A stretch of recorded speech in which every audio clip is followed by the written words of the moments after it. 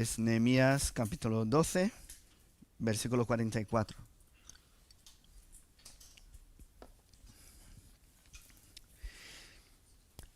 En aquel día fueron puestos varones sobre las cámaras de los tesoros, de las ofrendas, de las primicias y de los diezmos, para recoger en ellas de los ejidos de las ciudades las porciones legales para los sacerdotes y levitas, porque era grande el gozo de Judá con respecto a los sacerdotes y levitas que servían. Y habían cumplido el servicio de su Dios y el servicio de la expiación, como también los cantores y los porteros, conforme al estatuto de David y de Salomón su hijo. Porque desde el tiempo de David y de Asaf, ya de antiguo, había un director de cantores para los cánticos y alabanzas y acción de gracias a Dios. Y todo Israel, en días de Zorobabel y en días de Nehemías, daba alimentos a los cantores y a los porteros, cada cosa en su día.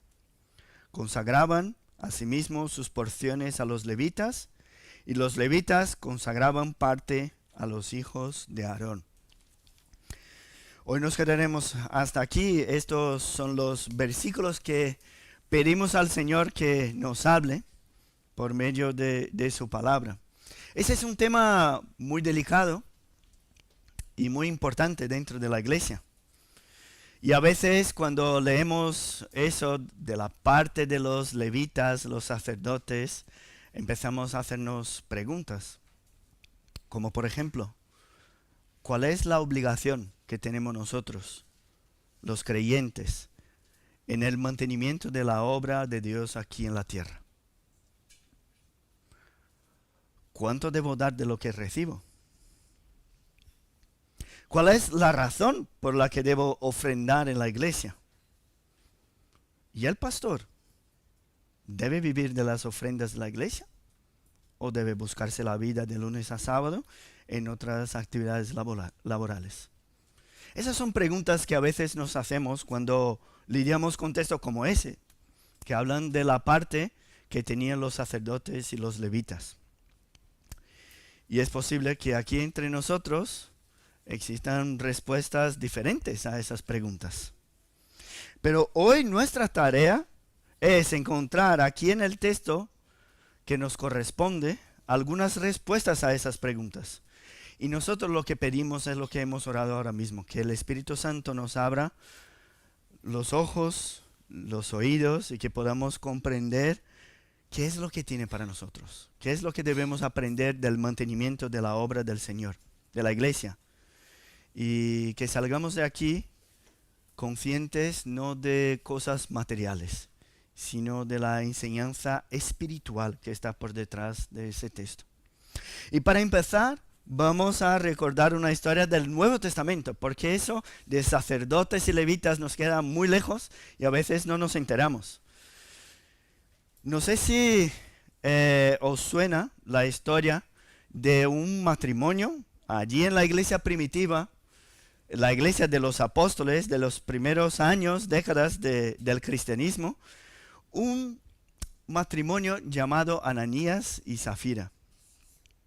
Pues Ananías y Zafira estaban allí en la iglesia de los apóstoles, una iglesia muy importante, una iglesia que crecía como de una manera impresionante, experimentaban el poder de Dios cada día y dice el texto que ellos vendían sus propiedades y las ponían a disposición de aquellos que necesitaban. Tenían todo en común, compartían el pan de casa en casa con alegría.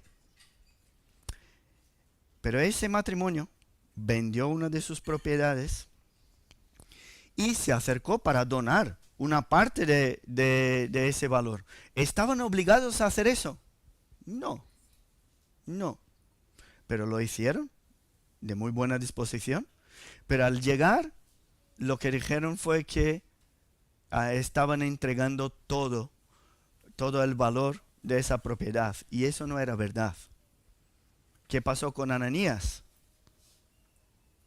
Escuchó una palabra y murió. Mientras los que habían sacado el cuerpo regresaban, llegó Zafira, su mujer, y preguntaron, ¿eso es todo lo que habéis conseguido en vuestra propiedad? Y ella dijo, sí, estamos donando todo. Murió también. ¿Por qué murieron? Se estaban donando una gran cantidad de dinero, no estaban obligados. ¿Por qué murieron? Murieron porque mintieron, pretendiendo enseñar a los demás algo que no era verdad. Pero nosotros tenemos que empezar a estudiar el tema del mantenimiento de la obra de Dios con eso en mente. Si vender la propiedad, donar una parte importante de ella, ha llevado ese matrimonio a la muerte, entonces, ¿qué es lo que Dios espera de mí? ¿Qué es lo que espera de mí? Si volvemos entonces a la historia de Nehemías, que es la que estamos estudiando, ellos estaban celebrando y dedicando el muro al Señor. No sé si os acordáis. Formaron 2 coros, organizados por los levitas y los sacerdotes. Ellos se habían purificaron el pueblo, purificaron los muros, salieron cantando con los líderes del pueblo, se juntaron todos y caminaron hacia el templo. Y allí dedicaron sus sacrificios al Señor con mucha alegría. Y llega el texto que estamos ahora. Esa alegría no se quedó ahí solamente en un día, sino que miraron hacia las necesidades de la gente y de la iglesia, del templo que estaba allí, y empezaron a pensar qué es lo que deberían hacer. Ellos estaban enfocados por hacer todo lo que Dios quería de cada uno de ellos. Entonces, miraban hacia aquellos que estaban trabajando y estaban contentos. No solo con las bendiciones del Señor. Estaban contentos también con el servicio que se estaba haciendo ahí con este grupo de hombres. ¿Y quiénes eran ellos? Levitas, sacerdotes. Eran los responsables de las alabanzas y estaban enfocados en toda su vida en hacer que todo saliese bien. Y su tarea, aquella que ellos estaban realizando en aquel día, era algo que estaba en su sangre. Formaba parte de su linaje, de su tribu.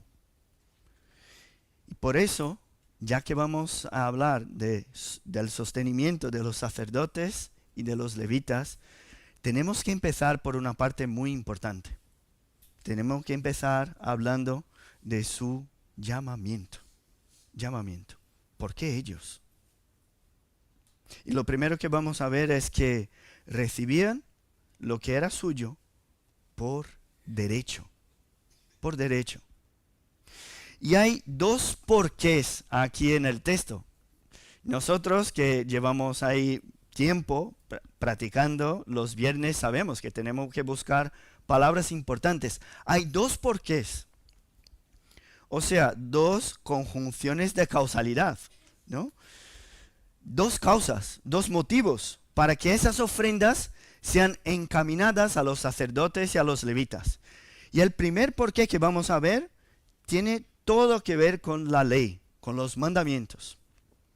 Y yo diría, si miramos todos estos versículos, por la repetición de esa cuestión legal, que ese es el tema más importante que nos llama más la atención en estos versículos. Fijaos ahí en el versículo 46. Dice así, porque desde el tiempo de David y de Asaf, ya de antiguo, había un director de cantores para los cánticos y alabanzas y acción de gracias a Dios. O sea, aparece que había una costumbre, una regla. Y ese tema de la ley aparece antes también, con menos evidencia, no utilizando el por qué, pero sí que aparece. Miremos ahí el versículo 44. Dice así, para recoger las porciones legales para los sacerdotes y levitas. Y la palabra legal aquí es la palabra Torah, la ley, ¿no? recogían lo que estaba en la ley. Y el mismo tema se repite en el versículo 45. Dice ahí que ellos, los sacerdotes y levitas, habían cumplido el servicio conforme al estatuto de David y de Salomón, su hijo. Y aquí el estatuto es otra palabra. Es una palabra que en el hebreo se dice mitzvah. No sé si ya habéis oído de celebraciones de los judíos, por ejemplo, el bar mitzvah, que es una celebración de que cuando el niño tiene 13 años, tiene que memorizar un montón de textos y es el hijo del mandamiento. O sea, a partir de los 13 años de esa celebración, el niño ya es responsable por obedecer los mandamientos. Entonces, esa palabra mandamiento. Y hay otro término más indirecto que habla de lo mismo y está en el versículo 47. Dice que el pueblo, todo Israel, daba alimentos a los que servían, cada cosa en su día. O sea, hay un orden. Hay un mandamiento que les decía qué es lo que debían dar en cada época del año, en cada celebración y en cada ceremonia. O sea, la ley tenía que aplicarse tanto al pueblo y su responsabilidad en donar, como en los levitas, en servir y recibir. Y podemos empezar hablando de la parte de los que servían, de los levitas, de los sacerdotes. Primero, no podía ser cualquiera. En el reino de Dios no es así. Nunca ha sido así. No es cualquiera que se presentaba que podía servir en el templo. Debemos ver que allí había un pueblo, una tribu que estaba apartada para ese servicio. Aquellos que habían sido elegidos por Dios para servir dependían de un linaje específico. Desde la tribu de Leví salían aquellos que trabajaban en las diversas responsabilidades en el servicio del tabernáculo primero, después del templo. Y dentro de esa tribu de Leví había una parte pequeña, un subconjunto, que eran los descendientes de Aarón. Y ellos eran los que podían trabajar como sacerdotes. Estaban totalmente separados para esas tareas, ese servicio. Había mandamientos específicos para ellos, de cómo purificarse, sus obligaciones, qué podían o no podían hacer. Y cada una de las ceremonias que pasaban en el templo tenían sacrificios. Los responsables eran ellos. Se dedicaban totalmente y de manera exclusiva al servicio del templo.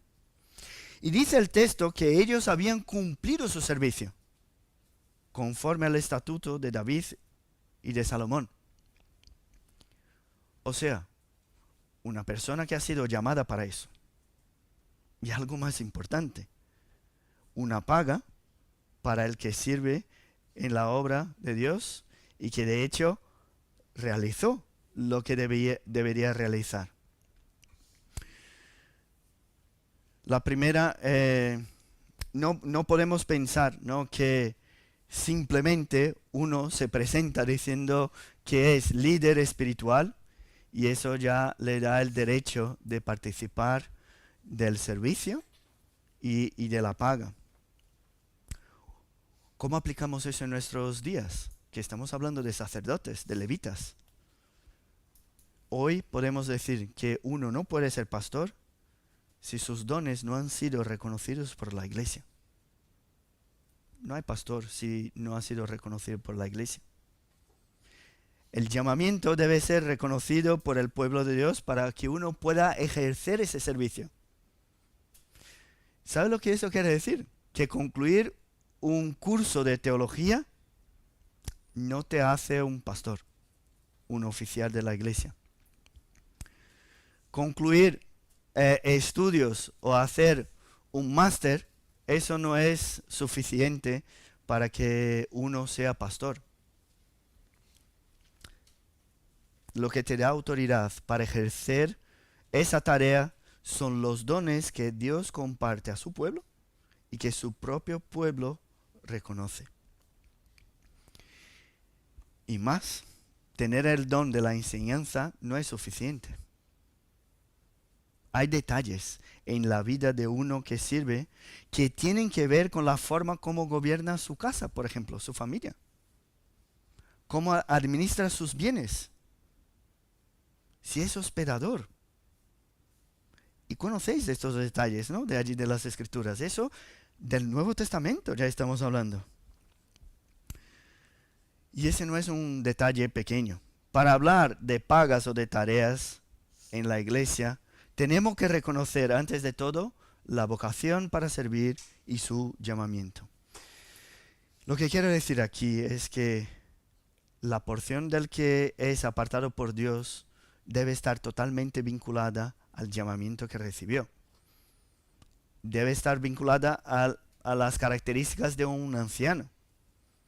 Debe estar vinculada a la ejecución de su servicio. Y esos son los mandamientos que aplicados a nuestro día nos sirven hasta incluso en nuestro contexto aquí, en nuestra iglesia. ¿Y por qué os digo eso? Yo os digo eso porque hay iglesias donde el pastor está contratado por el Estado. Se hace un concurso, un examen público, tiene que tener algunas características, el Estado le paga su sueldo y es empleado del Estado. Muchas veces no es creyente y es pastor de la iglesia. ¿Eso nos sirve a nosotros? No, de ninguna manera. Eso no es iglesia. Hay otras iglesias en que el pastor heredó el cargo. O sea, su padre era pastor y ahora el hijo, pues, por supuesto, pastor también. Hay otras iglesias, parece un absurdo, que el pastor compra la iglesia. Como comprar una finca con un montón de animales y cosas. Entonces, se compra. Como si fuera un negocio. Hay iglesias donde el pastor tiene su tarea allí como si fuera una chapuza. Por ejemplo, tiene su trabajo, recibe algo de la iglesia, pero como recibe un sueldo parcial, pues se dedica de manera parcial. ¿Y sabe lo que pasa? Pues es como tenemos aquí algunos jardineros. Imaginaos, si cogemos un trabajo que nos paga 100 euros cada semana, pues ¿cuál es nuestra obligación con ese trabajo? ¿Ir cada día, de lunes a viernes, 8 horas? No, eso es una chapuza, ¿no? Entonces, ¿qué hacemos? Nos acercamos, cortamos, podamos algo, un riego, no sé qué, y adiós. ¿Por qué? Porque me paga parcial. Pues no va a tener todo mi empeño y todo mi tiempo. Esa es la visión que muchas iglesias tienen del llamamiento del pastor. Alguien que hace una tarea en tiempo parcial, pues se dedica parcial y nosotros no podemos exigirle mucho, porque al final le pagamos poco. No sé si podéis ver el absurdo que es cuando relacionamos con el servicio al Señor, lo que estamos mirando en la historia de Nehemías. ¿Por qué ellos recibían de parte de las ofrendas? ¿Por qué pasaba eso con los levitas? No sé si os acordáis, cuando dividieron toda la tierra, ¿qué pasó con los levitas? Se quedaron sin heredad. ¿Por qué? Porque su heredad es el Señor. Así que los demás que tienen heredad tenían la obligación de prestarles parte de la tierra para que vivan y sostenerles. Era así que funcionaba en el texto del Antiguo Testamento. Y podemos pensar, no, qué absurdo. Eso no debe pasar ahora, eso es algo del Antiguo Testamento. Pero, ¿qué es lo que hemos leído en la carta del apóstol Pablo a Corinto, a la iglesia de Corinto? El apóstol Pablo empieza a hacer algunas preguntas. Algunas como, por ejemplo, ¿quién fue jamás soldado a sus expensas?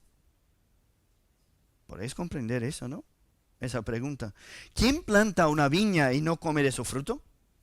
¿O quién apacienta el rebaño y no toma de la leche del rebaño? Y para conectar todo eso del Nuevo Testamento con el Antiguo, él cita la ley de Moisés y dice, no pondrás bozal en el buey, al buey que trilla. Imaginaos, si estamos aquí y somos llamados a una guerra por el ejército español. Como soldados tenemos que ir, pero el ejército nos dice, tenéis que pagar vuestro viaje y vuestra comida y todo lo que vais a gestionar y hacer allí.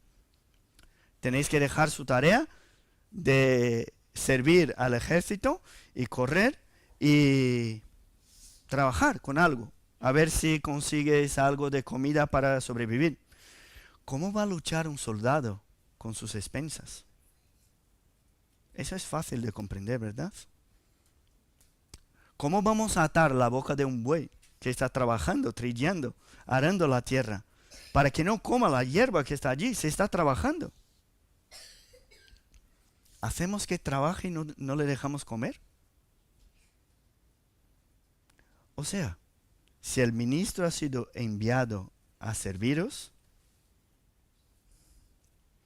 es fiel al Señor, sirve a todos de la misma manera como ordena la ley de Dios, trabaja por la mañana, por la tarde, por la noche, y si hace falta en la madrugada, ¿por qué atarle la boca para que no coma de donde trabaja? Fácil de comprender, ¿no? Si se dedica, ¿por qué no tener su sueldo? Y el apóstol Pablo preguntó a los corintios, si nosotros sembramos entre vosotros lo espiritual, es gran cosa si segáremos de vosotros lo material. Es verdad, ¿qué justicia hay en que uno trabaje todo el día y no reciba por su trabajo? Si ni en el mundo vemos eso pasar, cuanto más nosotros que formamos parte del reino de Dios. Así que el primer porqué que aparece ahí nos lleva a comprender las responsabilidades que tenemos como ministros, como pastores, y las responsabilidades que tenemos como pueblo. Pero ¿sabes qué? Hay más. El pueblo tenía más razones para ofrendar. El segundo porqué que aparece ahí en el texto, que aparece en el versículo 44, habla de una alegría. Habla de algo especial. Dice que cuando ellos recogían las ofrendas y los diezmos, dice al final del versículo 44, porque era grande el gozo de Judá con respecto a los sacerdotes y levitas que servían. O sea, ellos ofrendaban porque estaban alegres. Alegres. Eso es importante. Lo hacían de acuerdo con la ley, pero con alegría. Porque reconocían la provisión de Dios, no solamente en el servicio o en todo lo que tenía de plantación, sino también en aquellos obreros de la casa del Señor. No se quedaron solamente allí en la fiesta del muro. Ahora miran hacia las necesidades de la iglesia. Ahora el pueblo con alegría se preocupa por las necesidades del día a día de aquellos que servían.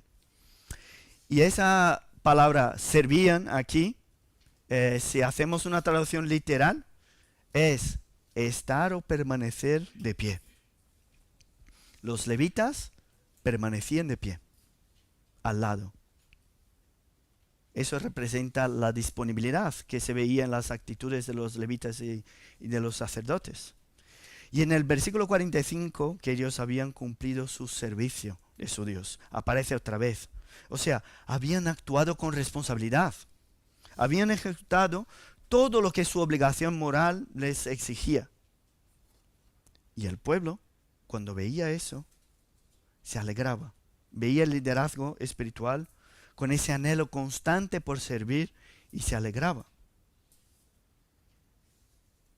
Daban por obligación, porque era su responsabilidad, sí, pero qué bueno es dar reconociendo la buena disposición de los que trabajan, y qué agradable es, ¿no? Ofrendar viendo el movimiento de la iglesia, ¿no? La iglesia avanzando.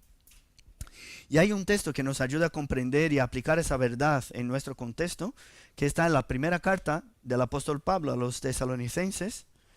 Si queréis abrir ahí, primera Tesalonicenses, capítulo 5.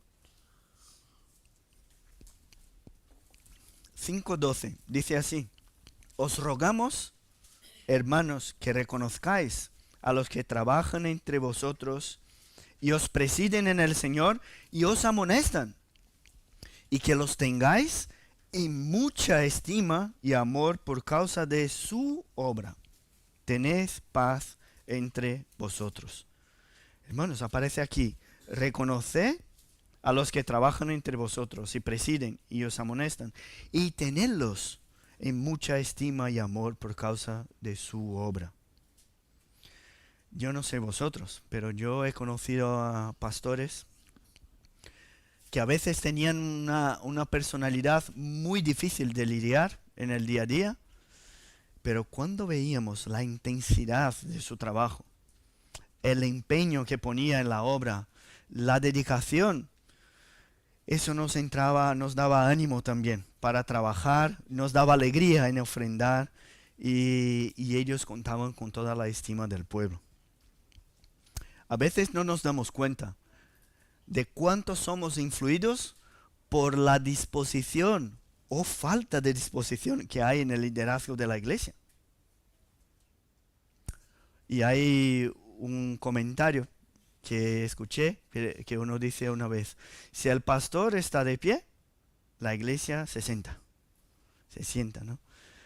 Si el pastor se sienta, la iglesia se tumba. Y si el pastor se tumba, la iglesia se muere.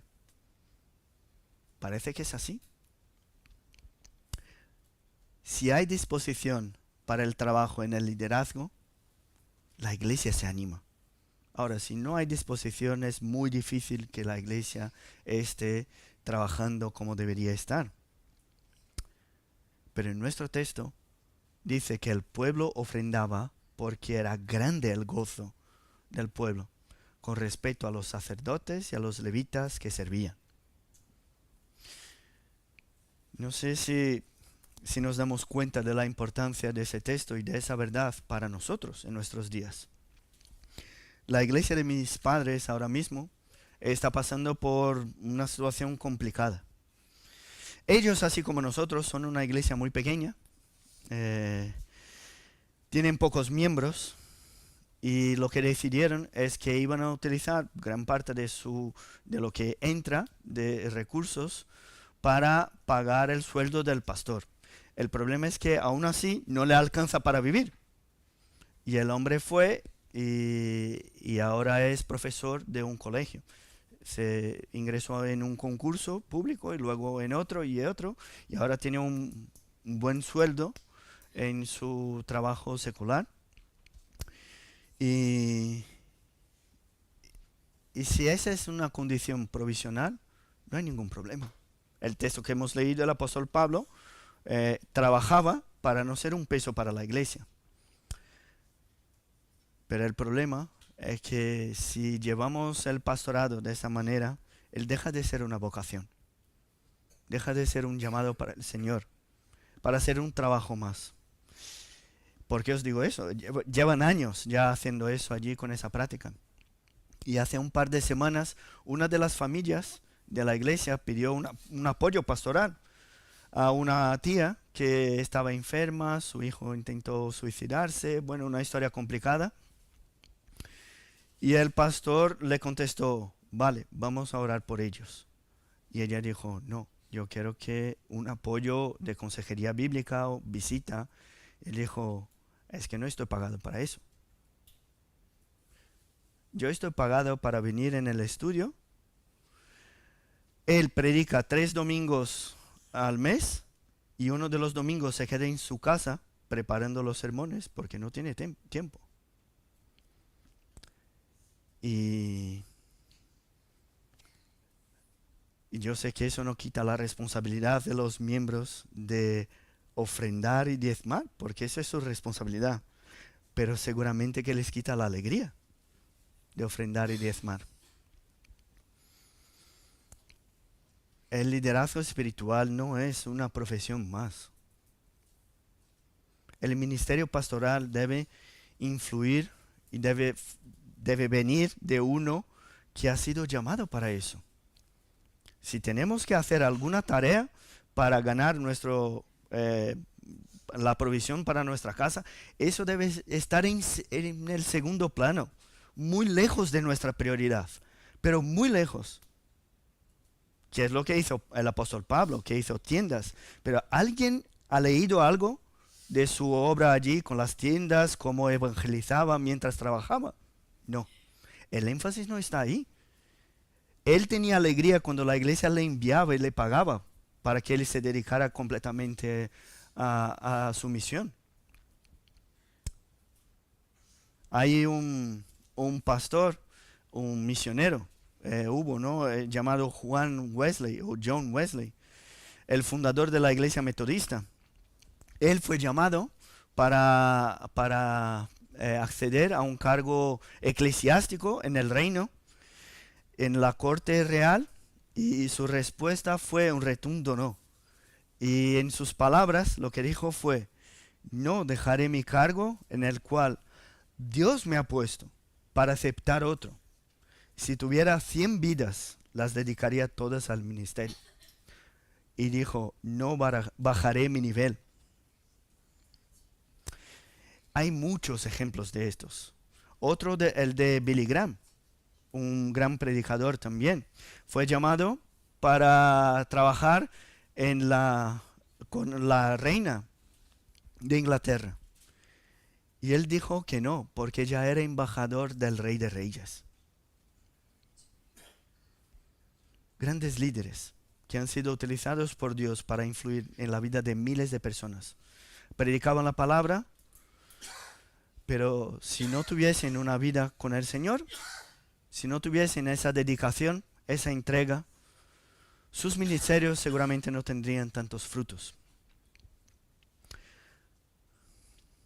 Entonces el mantenimiento de aquellos que sirven integralmente al Señor está a cargo de la iglesia. Es un mandamiento para la iglesia. Pero claro, está también porque el trabajador es digno de su salario. Está también porque el servicio de esos ministros alegra y anima al pueblo de Dios a obedecerle. Entonces, si miramos estos dos porqués, encontramos esas dos razones. Pero hay una palabra que une todo eso, lo que estamos hablando, que aparece al final de nuestro texto. Y la palabra es consagración. Consagración. Y quiero enseñaros por medio de esa palabra que tanto el ofrendar del pueblo como el vivir de las ofrendas va mucho más allá de un deber práctico. No estamos hablando de dinero. Vamos a abrir ahí nuestras Biblias en la segunda carta del apóstol Pablo a los Corintios, capítulo 8. El apóstol Pablo, escribiendo a los Corintios, utiliza el ejemplo de las iglesias de Macedonia para animarlos en el tema del diezmo y de las ofrendas. 2 Corintios 8, versículo 1, dice así: asimismo, hermanos, os hacemos saber la gracia de Dios que se ha dado a las iglesias de Macedonia, que en gran prueba de tribulación, la abundancia de su gozo, fijaos, de su gozo, y su profunda pobreza abundaron en riquezas de su generosidad. Pues doy testimonio de que con agrado han dado conforme a sus fuerzas y aún más allá de sus fuerzas, pidiéndonos con muchos ruegos que les concediésemos el privilegio de participar en estos servicios para los santos. Y no como lo esperábamos, sino que asimismo se dieron primeramente al Señor y luego a nosotros por la voluntad de Dios. No sé si podéis comprender en este texto. Dice que de la profundeza de su pobreza abundaron en riquezas de su generosidad. O sea, no daban porque tenían mucho. Daban porque tenían el corazón generoso. Y en estos siguientes versículos vemos la razón. Dice, así mismos se dieron primeramente al Señor y luego a nosotros por la voluntad de Dios. Hermano, si estás aquí pensando que lo más importante de todos estos textos es el dinero, estás equivocado. La verdadera ofrenda viene de una vida consagrada a Dios. Esa es la ofrenda que agrada al Señor. Y la palabra consagrada aquí quiere decir algo apartado para el uso especial. Ya no es común. Cuando ofrendamos, lo que hacemos es declaramos a Dios que nuestros recursos, y no solamente lo que hemos echado ahí en el baúl, sino que todo lo que se ha quedado con nosotros, todo lo que tenemos, todo lo que somos, está apartado para un uso especial. Ya tiene un propósito especial. Vivir exclusivamente de la obra de Dios es declarar que aquí en la tierra no tenemos heredad. Es declarar que nuestra heredad es el Señor. Y cuando Jesús dijo que el Hijo del Hombre no tenía donde reposar la cabeza, Él quería decir que seguirle es lo mismo que decir que mi descanso no está en mi almohada.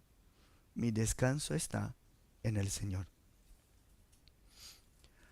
Cuando en su ministerio Él era sostenido por los que le donaban, eso nos enseña que su provisión no es de este mundo. Él dijo que su alimento era hacer la voluntad de su Padre. ¿Te alimentas de eso? Dedicarse al Señor es entregar toda la vida en el altar. Es tener que purificarse cada día. Porque el servicio a la iglesia no es solamente el domingo por la mañana. No es solamente el viernes que estamos aquí en el estudio. Es despertar sabiendo que el Señor me ha llamado para eso. Es pensar en cada momento como si el Señor tiene algo especial para que haga. Y alguno a veces se pregunta, ¿no? ¿El diezmo es para hoy? Mi hermano, la Biblia nos dice que debemos entregarnos totalmente al Señor. ¿Qué es el diezmo? Espero que en nuestra iglesia lo tengamos muy claro, que no estamos aquí para entretenernos. No estamos porque nos encanta juntarnos y comer juntos, aunque de hecho nos encanta. Estamos para que nuestra vida sea un altar de adoración. Y que ese altar se expanda entre los pueblos aquí de España. Si vas a venir y dejar tu dinero y marcharte pensando que has hecho tu parte, no vengas, no eches el dinero. Porque el diezmo no es una moneda de negociación con el Señor. El diezmo es una demostración de que nuestra vida está totalmente entregada a Dios. Y es curioso porque hace una semana estábamos ahí pensando en el proyecto financiero de la iglesia. Pero ¿sabéis para qué? Para lograr todos los sueños que Dios ha puesto en nuestro corazón. Para alcanzar el siguiente pueblo. Para enviar a misioneros a otras partes del mundo. para testificar del amor de Dios en cada rincón de ese país. Si la adoración no es el centro de la motivación que tenemos, entonces estamos aquí para entretenernos, ¿no? Estamos malgastando nuestro tiempo. Y no creo que es eso lo que estamos buscando. Nos juntamos aquí para santificarnos. Nos juntamos aquí para conocer más del Señor. Nos juntamos porque queremos que el reino de Dios avance. Y si nuestro enfoque está ahí, está en Dios, las dudas si debo ofrendar o no dejan de existir. Ya no hay dudas. Las dudas si debemos mantener o no a aquellos que se dedican integralmente al ministerio, al servicio de la iglesia. Ya no debería ser el dinero, sino el propio servicio a Dios. Debería darnos alegría en hacer eso. Cada vez que tenemos esa oportunidad, yo no he elegido ese texto, estaba ahí, ¿no? Nos ha pillado, ni me acordaba que estaba. Pero cada vez que tenemos la oportunidad de hablar de dinero, de cargos en la iglesia, lo más importante debe ser las responsabilidades que tenemos cada uno delante de la ley de Dios. Por supuesto, con la alegría en saber que invertimos nuestro tiempo, invertimos nuestro dinero, nuestra salud, nuestra vida en el reino celestial. ¿Qué queréis más? Pensamos en el esfuerzo que hacemos, ¿no? Con nuestro trabajo, con nuestra dedicación. Pero ¿no os acordáis que Dios no escatimó esfuerzos para que tú y yo fuésemos salvos? No ahorró esfuerzos para cumplir sus propósitos en nuestra vida. Él entregó lo que tenía de más valor. Entregó a su unigénito Hijo. Y nosotros que estamos ahí los viernes estudiando la crucifixión de Jesús, qué triste ver la humillación que tuvo ahí en la cruz. Fue justo lo que vimos el viernes pasado. El precio que pagó por mí, por ti en la cruz.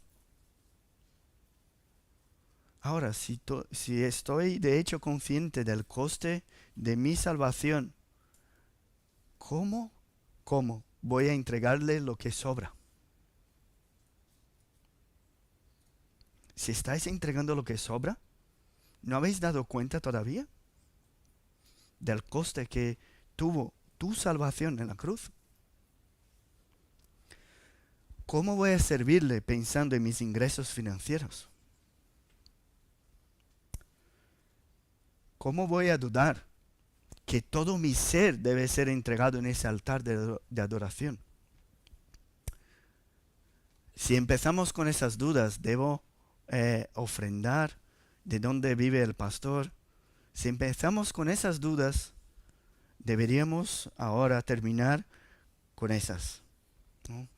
Esas sí deberían ser las dudas cuando pensamos en la recogida de los diezmos y la ofrenda para los ministros. Si ya no vives tú, sino Cristo vive en ti, entonces conságrate como lo hizo Él.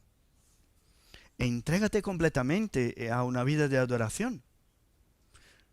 No busques excusas para no obedecer. Busca reconocer en Él cuál es tu tarea en el reino de Dios y cúmplela. Cúmplela con generosidad, con mucha intensidad. No dejes que estos escándalos que pasan por ahí te quiten el placer de participar de la obra del Señor con todo lo que tienes.